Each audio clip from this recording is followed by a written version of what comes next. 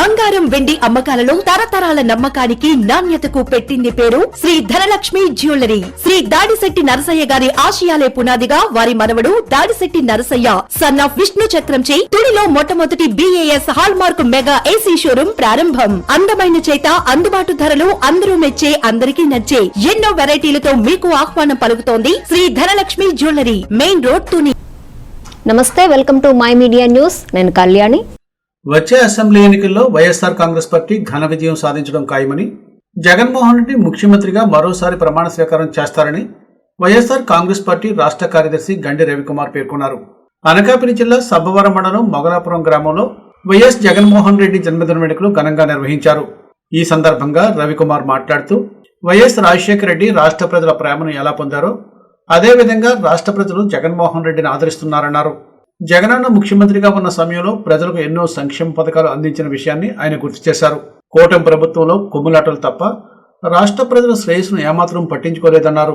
ఈ పరిస్థితుల్లో రాష్ట్ర ప్రజలు జగన్మోహన్ రెడ్డి వైపు చూస్తున్నారని, వచ్చే ఎన్నికల్లో జగన్మోహన్ రెడ్డి ముఖ్యమంత్రి అవడం ఖాయమని ఈ సందర్భంగా ఆయన పేర్కొన్నారు.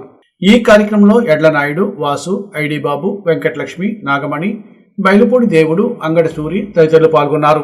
ప్రీతమ మాజీ ముఖ్యమంత్రి వర్యులు వైఎస్ఆర్ కాంగ్రెస్ పార్టీ రాష్ట్ర అధ్యక్షులు జగన్మోహన్ రెడ్డి గారి జన్మదిన సందర్భంగా ఆయనకి ఆ పైన రాజశేఖర రెడ్డి గారితో పాటు భగవంతుడి ఆశీస్సులు కూడా పరిపూర్ణంగా ఉండాలని, మరి ఆ భగవంతుడి ఆశీస్సులు జగన్మోహన్ రెడ్డి గారి మీద ఉంటూ మరి ఆయన తాలూకా పరిపాలన ఈ రాష్ట్ర ప్రజలందరికీ అందించాలని ప్రజలందరూ కూడా కోరుకుంటున్నారు. కాబట్టి అందుకు భగవంతుడి ఆశీస్సులు జగన్మోహన్ రెడ్డి గారికి మెండుగా ఉండాలని చెప్పి ఈ సందర్భంగా మీకు తెలియజేసుకుంటూ, మీరు చూశారు ఈవేళ పరిస్థితులు.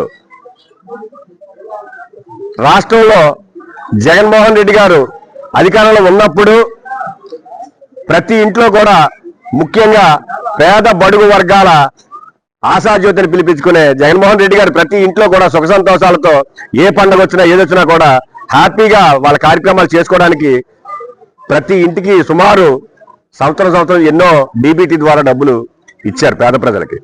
వాళ్ళు సుఖ సంతోషాలతో ఉన్నారు.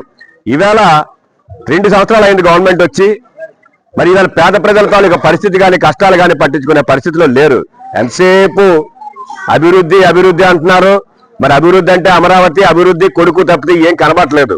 ఈవేళ అందుకనే జగన్మోహన్ రెడ్డి గారి పుట్టినరోజు సందర్భంగా మరి మా పంచాయతీలో సేవ చేసిన కార్మికులకు, స్వీపర్స్ కి అందరికి కూడా మేము రేపు వాళ్ళు పండుగ చేసుకోవాలి. కాబట్టి మరి జగన్మోహన్ రెడ్డి గారి పుట్టినరోజు సందర్భంగా ఈవేళ ఈ సుమారు ఒక రైస్ బ్యాగ్ కానీ కొన్ని ఐటమ్స్ కానీ ప్యాక్ చేసి ఆయన పుట్టినరోజు సందర్భంగా ఈ పేద ప్రజల తాలూకా ఆశీస్సులు ఆయనకు ఉండాలని చెప్పి ఆయన పేరు మీద ఈ కార్యక్రమాలు చేయడం జరుగుతుంది. ఈవేళ ఎందుకంటున్నామంటే ఈ పేద ప్రజల తాలూకా అభ్యున్నతి ఆశ నెరవేరాలంటే జగన్మోహన్ రెడ్డి గారు పరిపాలన రావాలి.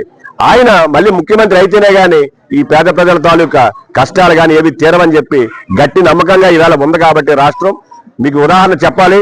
మరి నాడు రాజశేఖర రెడ్డి గారు పాదయాత్ర ద్వారా ప్రజల కష్టాలు తెలుసుకొని ఆ కష్టాలు తెలుసుకోవడం ద్వారా ముఖ్యమంత్రి అయిన తర్వాత ఆరోగ్యశ్రీ, ఫీజు రీయింబర్స్మెంట్ 2 పథకాలు పెట్టడం ద్వారా ఆయన దేవుడు అయ్యాడు.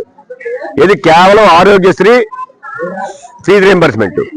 మరి ఇవాళ ఆయన తనయుడిగా జగన్మోహన్ రెడ్డి గారు పాదయాత్ర చేసి ప్రజల కష్టాలు తెలుసుకున్న జగన్మోహన్ రెడ్డి గారు పేదవాడు బడుగు బలహీన వర్గ